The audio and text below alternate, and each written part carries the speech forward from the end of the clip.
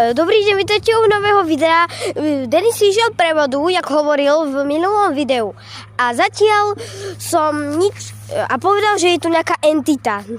No a asi by som mala ísť.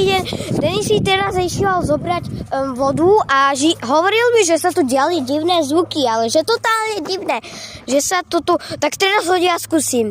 Démon, prosím ťa, poviem ti niečo. Prosím, urob hocičo. Krikni alebo hovor svojim hlasom.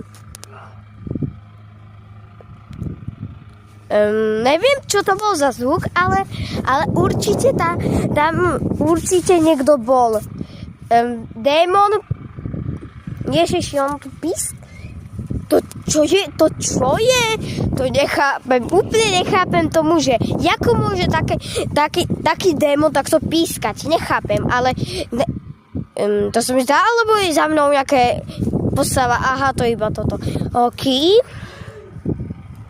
Ono to stále hovorí.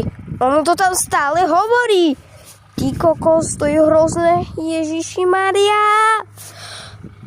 Prosím, idem sa kúknúť na tej druhej strane, či není tam náhodou nejaká entita. Zatiaľ chodím, ale nič nevidím. Tuto nič vôbec není. Entita, keď sa tu nachádzaš, tak povedz entita, si tady so mnou? Môžeš toto skončiť?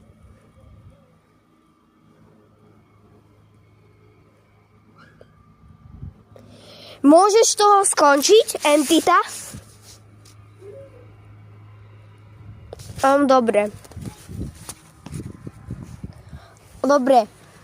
Dobre. Entita, chceš, aby sa tento svet celý zrútil? Neodpoveda.